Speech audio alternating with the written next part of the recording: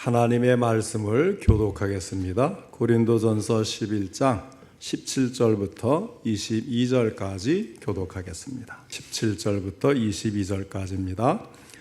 내가 명하는 이 일에 너희를 칭찬하지 아니하나니 이는 너희의 모임이 유익이 못되고 도리어 해로움이라.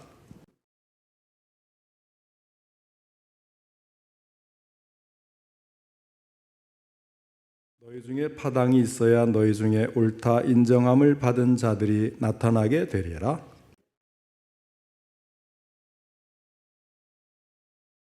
이는 먹을 때에 각각 자기의 만찬을 먼저 갖다 먹으므로 어떤 사람은 시장하고 어떤 사람은 취함이라.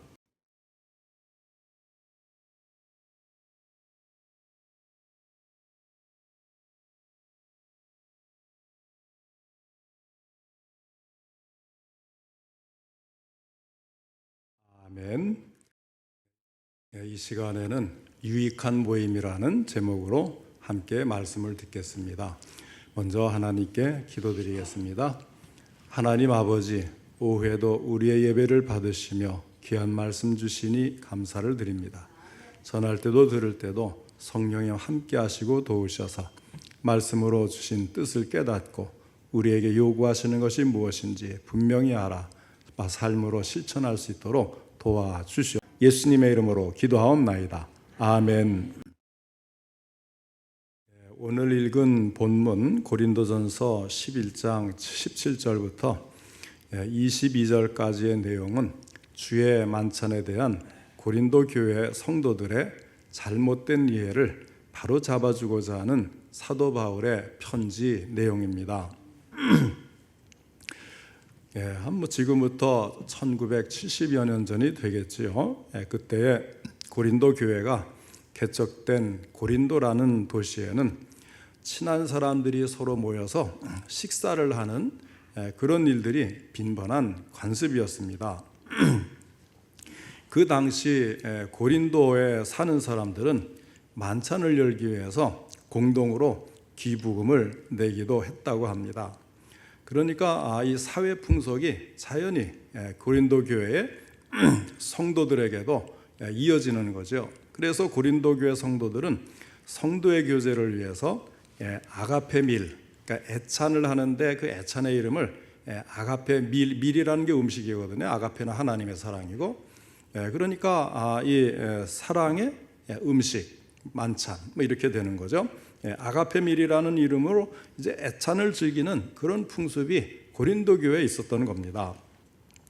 자, 이 애찬은 각자가 가져올 수 있는 만큼의 음식을 교회에 가지고 와서 함께 즐기는 일종의 회식과 같은 그런 모임이죠. 그런데 문제는 성도의 친교를 도모한다는 그 애찬의 본래 의도가 상실이 되고 오히려 교회가 분열되는 결과를 가져왔다는 사실입니다.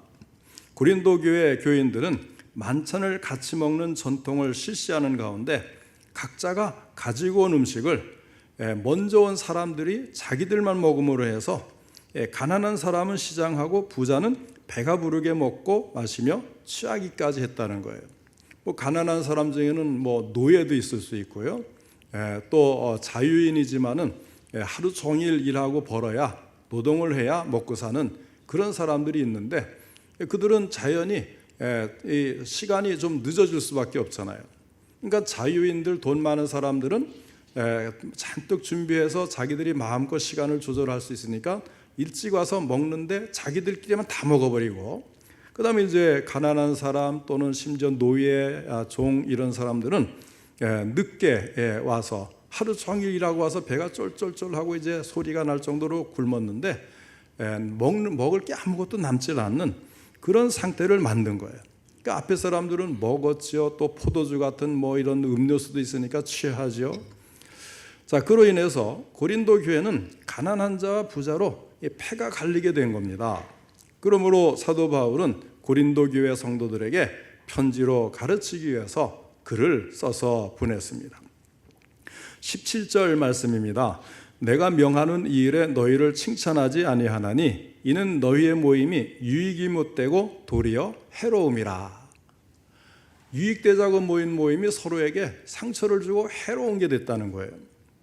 기독교는 참 모임을 대단히 강조하는 그런 모임이죠. 하나님을 중심으로 해서 믿음의 형제들이 가족으로서 모여서 그 모이는 자체에 예수님도 두세 사람이 내 이름으로 모인 곳에는 나도 그곳에 있다고 말씀하실 정도로 이 모임을 강조하는 것이 기독교 아닙니까? 그래서 히브리서 10장 25절에도 보면 모이기를 피하는 어떤 사람들의 습관과 같이 하지 말고 오직 권하여 그날이 가까움을 볼수록 더욱 그리하자 하였습니다. 예수님의 재림의 날이 가까울수록 종말이 가까울수록 더욱 그리하자. 그것은 이 말세에 더욱 자주 모이라는 그런 말씀입니다. 사도행전 1장 4절에도 보면 사도와 함께 모이사 그들에게 분부하여 이르시되 예루살렘을 떠나지 말고 내게서 들은 바 아버지께서 약속하신 것을 기다리라. 그러니까 모여서 아버지 약속하신 성령을 기다리라고 하셨어요. 그리고 그 말씀대로 마가 요한의 다락방에서 모여서 기도하면서 기다리던 120명의 제자들은 오순절날에 모여 함께 기도하다가 모두가 다 성령 충만을 받게 된 것입니다. 성령 충만을 체험하자 예수님의 제자들은 용감하게 사람들을 찾아가 전도하기 시작했습니다. 수천 명의 사람들이 회개하고 교회 안에 들어오는 큰 부흥이 일어나게 되었습니다. 교회 안에는 여러 가지 모임이 있죠. 일단 예배를 위한 모임이 있잖아요. 주일 예배, 수요일 예배, 새벽 기도회, 또 요즘에는 이제 참 모이기가 힘들어졌습니다만은 구역 예배도 있고, 또 이것을 또 멋있게 또 말을 바꿔서 셀 모임도 있고, 또 제자 훈련도 있고, 성경 공부도 있고, 또는 여러 가지 또 교회 안에서도 취미별로 모이는 수도 있잖아요. 여러 가지 이런 그 모임들이 있는데 그 중에 성찬식이 있는 예배가 있어요. 이 성찬 예배는 참 중요한 겁니다. 그럼 성찬 예배가 왜 그렇게 중요한가? 우리 신앙의 동질성을 확인하는 그런 모임이기 때문에 중요하죠. 예수님께서 내 죄 때문에 십자가에서 죽으시고 사흘 만에 부활하신 것을 내가 믿고 있는데 저 형제 자매들도 나와 똑같은 신앙으로 예수님을 믿고 있구나. 그래서 내가 먹는 예수님의 살과 피를 상징하는 그 떡과 포도주를 나누면서 주님이 나와 연합하는데 저 사람도 떡과 포도주를 먹고 주님과 연합했으니 주 안에서 우리가 다 연합된 한 가족이구나. 이런 것을 우리가 확인할 수 있는 그런 것이 성찬식 아닙니까? 그런데 정말로 놀라운 것은요, 그 시간에 성령님이 우리를 하나로 묶어주는 그런 역사가 일어나는 거예요. 그러니까 이 엄숙하고도 아름다운 이 성찬 예식이 있는 예배는 정말 참 소중하고 아름다운 그런 시간이 아닐 수가 없는 거예요. 그러나 그 당시 고린도 교회는 성찬식만 행하는 것이 아니라 그때의 애찬도 함께 나누었어요. 그러나 부자와 가난한 사람들 사이에 먹는 문제로 갈리면서 성도의 친교를 도모한다는 애찬의 본래 의도가 상실이 되고 오히려 교회가 분열되는 결과를 가져오게 된 것입니다. 사랑과 선행을 격려해야 마땅한 교회 모임이 자칫하면 분당의 모임이 도사리고 있을 수가 있어요. 좀 안타깝죠. 교회에서 서로 사랑하고 또 교제하자고 모임을 가졌는데 그 안에서 또 여러 가지 또 이 성격이 맞지 않는다고 티격태격하다가 그만 모임이 산산조각이 나는 이런 모임, 교회 안에 그런 모임이 의외로 참 많잖아요. 하나님 중심으로 모여야 되는데 그 안에서 내 성격이 막 거기 불꽃 튀듯이 일어나니까 그렇게 분열되지 않을 수가 없는 거죠. 그러면 어떻게 해야 우리 교회는 모일수록 유익한 모임을 만들 수 있을까? 이것이 오늘 말씀의 주제가 되는 것입니다. 첫째로 유익한 모임이 되게 하려면 분쟁이 없어야 합니다. 18절 말씀을 보시기 바랍니다. 먼저 너희가 교회에 모일 때에 너희 중에 분쟁이 있다함을 듣고 어느 정도 믿거니와 하였습니다. 예수님을 나의 구주, 나의 주로 믿는 성도들은 다른 어떤 모임보다도 믿는 성도들이 모이는 교회 모임을 중요하게 여길 줄 알아야 합니다. 혼자서 찬송 부르는 것도 좋습니다마는 예수 믿는 성도들이 함께 모여서 함께 찬양 드리는 것은 얼마나 더 좋은지 모릅니다. 개인적으로 혼자 기도하는 일도 참 좋은 일입니다마는 그러나 예수 믿는 성도들이 함께 모여서 합심 기도할 때 그것도 얼마나 좋습니까? 그럴 때에 기도문이 열리고 기도에 불이 붙고 놀라운 응답을 체험합니다. 서로를 위해 기도해 줄 때는 그 감격이 배로 늘어납니다. 진심으로 나를 위해 기도해 주고 있는 사람이 있다는 사실을 아는 것보다 기분 좋고 든든하고 힘이 되는 것은 없습니다. 그러므로 모든 성도들이 교회에 모이기를 힘쓰고 모일 때마다 내가 누구에게 사랑과 선행을 베풀까 여기에 관심을 가지고 서로 힘쓸 때에 우리 교회 모임은 모일 때마다 유익한 모임이 될 수가 있는 것입니다. 그런데 고린도 교회 모임 속에는 분쟁이 있었어요. 분쟁이 있는 모임은 어떤 유익이 없습니다. 오히려 해롭게 되는 거예요. 고린도 교회는 이미 바울파, 게바파, 아볼로파, 그리스도파 이런 분파가 있었습니다. 어떻게 예수 믿는 사람들이 모이는데도 그런 분파와 분쟁이 생길까요? 딱히 명칭은 붙이지 않지만 교회마다 이렇게 뭉치는 사람들이 있어요. 오래된 교인끼리 뭉치거나 또 온 지 얼마 안 되는 교인들끼리 뭉치거나 아니면 또 친한 사람끼리 이렇게 이제 따로따로 이렇게 늘 그 사람들하고만 있고 싶어하고 그 사람들하고만 일하고 싶어하고 다른 사람에 대해서는 아주 냉랭한 이런 것들이 교회마다 있단 말이에요. 여기서는 바울파, 게바파 이런 이름은 붙이지 않는데 신기하게도 그런 것이 있어요.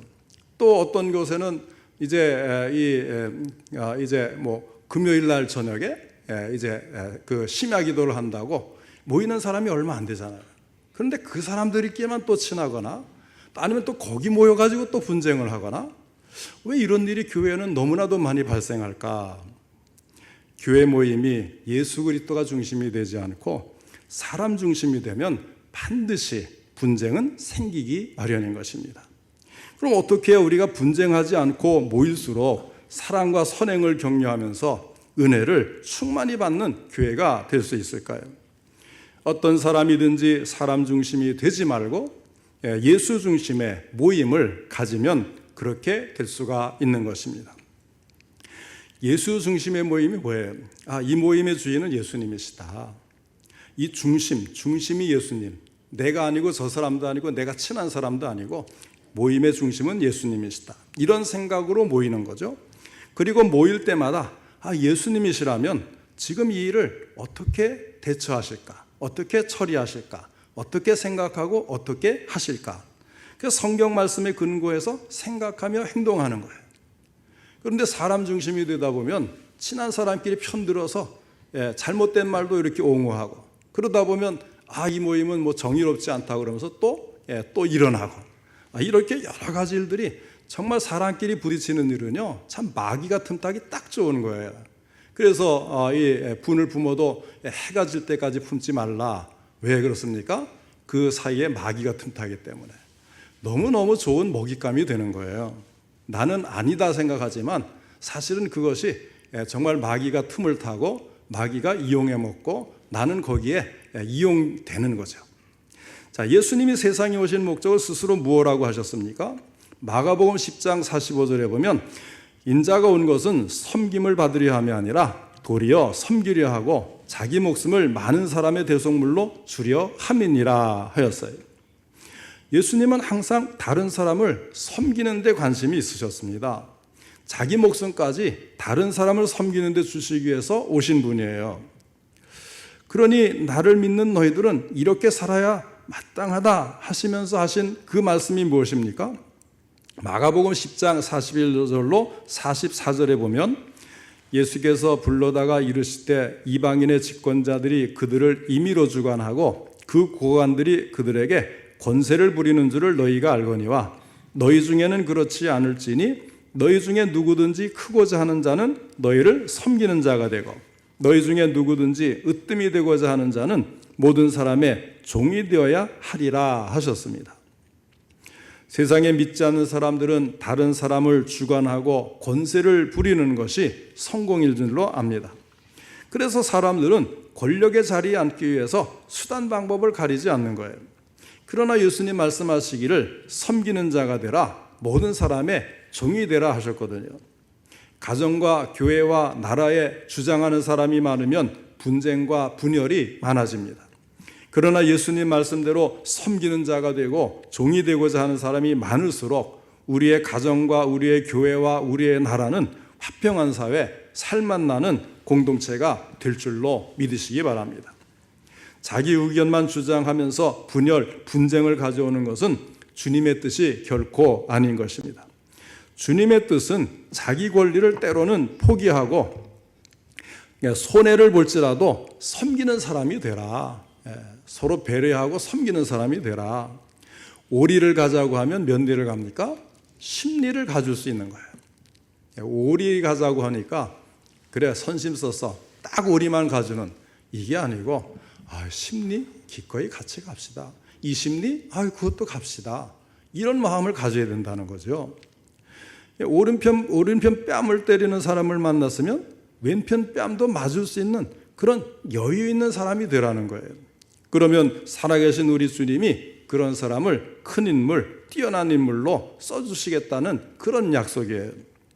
주님의 말씀대로 순종하여서 내가 한 알의 밀알처럼 썩어지면 더 많은 생명으로 살려주시는 하나님, 낮아지면 높여주시는 하나님, 손해보고 양보하면 더 좋은 것으로 채워주시는 하나님의 약속을 믿는 거예요. 오늘 아침에는 새벽에는 아브라함이 롯과 그 땅 분쟁이 있을 때 아브라함이 그 양보하는 것을 오늘 성경 말씀에 읽었거든요. 그때 그 아브라함이 그렇게 손해를 보면서도 롯에게 내가 우하면 나는 저하고 내가 좋은 것을 차지하면 나쁜 곳이라도 내가 그쪽으로 가서 양보를 하고, 자, 이렇게 말할 수 있었던 이유가 무엇이냐? 롯은 보는 것으로 판단하고 아브라함은 보이지 않는 것도 하나님의 말씀이라면 믿는 그런 사람이었기 때문에 가능하다는 거죠. 눈에 보이는 것은 어때요? 아브라함의 선택은 손해보는 선택입니다. 그러나 보이지 않는 그 앞으로 이루어질 일을 하나님이 약속을 하셨기 때문에 지금 나는 손해보는 것 같고 보이지 않는 것이지만 하나님이 이루실 것을 믿으니까 기꺼이 손해를 보는 거예요. 기꺼이 양보를 하는 거예요. 그게 결코 나에게 손해가 아니라는 것을 아는 거죠. 우리 믿는 믿음은 보이지 않는 것을 보는 것 같이 믿고 잡혀지지 않은 것을 잡힌 것처럼 믿는 그것이 믿음이다. 성경은 누누이 말씀을 하시지 않습니까? 그런데 우리는 그것을 못 믿는 거예요. 그러니까 눈에 보이는 것만 찾고 거기서 내 이익을 얻으려고 하고 내 자존심을 세우려고 하고 지지 않으려고 하고 보이는 것 말고는 믿지를 못하니까. 그래서 하나님의 약속을 믿으면 분쟁하는 사람이 아니라 용서하는 사람, 이해하는 사람, 포용하는 사람, 또 양보하는 사람, 하나님께 맡길 줄 아는 그런 사람, 이것이 믿음의 사람들의 특징인 것입니다. 그 다음에 이어서 19절을 보면 너희 중에 파당이 있어야 너희 중에 옳다 인정함을 받은 자들이 나타나게 되리라 하였습니다. 사람들이 모이면 인간의 부패한 성격상 파당이 생기기가 쉽습니다. 네 편, 내 편을 가르기가 쉽습니다. 그러나 동시에 그런 일을 통해서 우리는 누가 하나님의 진실한 성도인지 아닌지를 알게 된다, 그런 뜻입니다. 안 생기면 훨씬 좋겠지만 만에 하나라도 파당이나 분쟁이 생길 때, 자, 우리 성도님들은 어떻게 할까요? 먼저 하나님께 인정받는 것을 택해야겠죠. 하나님의 말씀의 원리를 따라야 되겠죠. 그렇게 해서 누가 옳은가가 이제 드러난다는 거죠.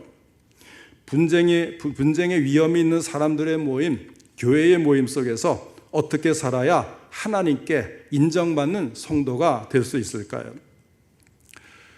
우리는 하나님의 말씀을 믿는 사람이고 듣고 행하려고 하는 사람 아닙니까? 한번 잘 들어보시고, 늘 읽는 말씀이지만 이 시점에서 한번 다시 읽고 나에게 한번 적용해 보시기 바랍니다. 데살로니가전서 5장 14절 이하에 이렇게 말씀해요. 모든 사람에게 오래 참으라. 삼가 누가 누구에든지 악으로 악을 갚지 말게 하고 서로 대하든지 모든 사람을 대하든지 항상 선을 따르라. 항상 기뻐하라. 쉬지 말고 기도하라. 범사에 감사하라. 이것이 그리스도 예수 안에서 너희를 향하신 하나님의 뜻이니라. 범사에 헤아려 좋은 것을 취하고 악은 어떤 모양이라도 버리라. 그러니까 이런 말씀을 우리가 듣고 이 말씀에 순종하면 되는데 들을 때는 은혜가 된다고 이렇게 좋은 말씀을 왜 자꾸 잊어버릴까? 그런데 정말로 또 잊어버려요. 야고보서 1장 19절로 20절에도 보면요, 내 사랑하는 형제들아 너희가 알지니 사람마다 듣기는 속히 하고 말하기는 더디하며 성내기도 더디하라. 사람이 성내는 것이 하나님의 의를 이루지 못함이라. 이 말씀을 믿으십니까? 주장하며 분쟁하지 마시고 불쌍히 여기면서 겸손하며 도리어 복을 빌어주는 성도님들이 되시기를 바랍니다. 어떤 모임에서나 특별히 교회의 모임에서 분쟁의 불씨가 되지 마시고 화평과 화목의 불씨가 되어서 하나님이 주신 복을 함께 누리는 그런 복된 성도들이 되어야 하지 않겠습니까? 그 다음에 두 번째는 유익한 모임이 되게 하려면 목적을 알고 모여야 합니다. 21절 말씀입니다. 이는 먹을 때에 각각 자기의 만찬을 먼저 갖다 먹음으로 어떤 사람은 시장하고 어떤 사람은 취함이라. 이 초대 기독교인들로서 이 고린도 교회 사람들이 그들의 공동 식사인 애찬의 성격을 바르게 알지를 못하고 그것을 그냥 잔치 하나로 만들어버리고 만 거예요. 예수님의 권세와 그 이름을 권위 있게 하는 경외심이란 하나도 없고 무질서와 흥청망청의 기분이 그들을 사로잡고 말았습니다. 그래서 사람들은 남들이 어떠하든지 간에 자기 먹을 것만 먼저 챙기는 바람에 음식이 부족하게 되었습니다. 음식을 골고루 모두 나누어 먹을 수 있도록 하지 않고 우선 많이 가져다 먹어버리는 그런 사람들이 있었다는 거예요. 성찬이 마치 잔치나 되는 줄 알고 성찬의 성격을 이렇게 오해하고 오류를 범할 뿐만 아니라 그들은 모두가 함께 참여해야 될 성찬이라는 점을 무시하는 오류도 범한 것입니다. 그 중에는 과분하게 먹고 마시고 취하는 사람들도 있었습니다. 너희는 하나님의 교회가 잔치나 유흥장이 아니라는 점을 모르느냐? 이것을 이 말씀을 풀어서 이야기하면 그런 뜻이에요. 공동 예배의 장소를 유흥장으로 만들어 버리는 것은 하나님의 교회를 업신여기는 행동이라고 깨우쳐주는 말씀입니다. 우리는 교회에 모일 때마다 성찬식에 참여할 때마다 모이는 목적을 올바르게 알고 모여야 합니다. 모이는 목적이 무엇입니까? 기본적으로 두 가지잖아요. 하나님께 예배드리기 위해서, 그리고 성도 간에 화목제사 드리는 게 그런 거 아닙니까? 하나님께 드리고 그리고 남은 사람, 같이 참여한 사람들이 나누어 먹는 게 화목제잖아요. 그러니까 교회는 하나님께 예배를 드리고 성도 간의 화목한 교제를 통해서 서로 간의 사랑과 선행을 격려하는 거예요. 이게 이제 두 가지 목적이잖아요. 예배에 우리가 모인 목적이 하나님이 우리에게 주신 십자가의 은혜, 우리를 죄에서 건져주신 은혜에 감사하는 마음으로 찬송을 드리고 감사를 드리기 위해 모이고서 또 한 주간 동안도 하나님을 기쁘시게 해드리며 살기 위해 그 하나님의 뜻을 깨닫기 위해 우리는 서로 모여서 격려하는 그런 모임을 가져야 되는 거예요. 그리고 예수 믿는 성도들끼리 서로 사랑과 선행을 격려하고 서로 섬기기 위해서 모일 줄을 알아야 합니다. 성도들의 모임은 유익한 모임이 되어야 합니다. 어떻게 할 때 피차에 유익한 모임이 될 수 있습니까? 어떤 이유에서든지 분쟁이 없어야 돼요. 분쟁이 없으려면 섬기는 자가 되어야 합니다. 종이 되고자 해야 돼요. 주님의 뜻에 관심을 쏟아야 합니다. 주님의 뜻은 모든 사람을 대하여 오래 참는 것입니다. 악으로 악을 갚지 말고 항상 선을 따르는 것입니다. 악은 내어버리고 서로 원망하지 않는 것입니다. 마음으로 서로 뜨겁게 사랑하는 것입니다. 불쌍히 여기며 겸손한 것이고 악을 악으로 갚지 말고 도리어 복을 비는 것입니다. 사랑하는 성도 여러분, 우리 모두 분쟁이 없이 섬기는 모임을 갖고 모일 때에는 하나님께 예배드리고 서로 사랑과 선행을 격려할 줄 아는 유익한 모임으로 교회가 언제나 모일 때마다 화목하고 유익을 얻는 성도님들 모두가 되시기를 주님의 이름으로 축원합니다.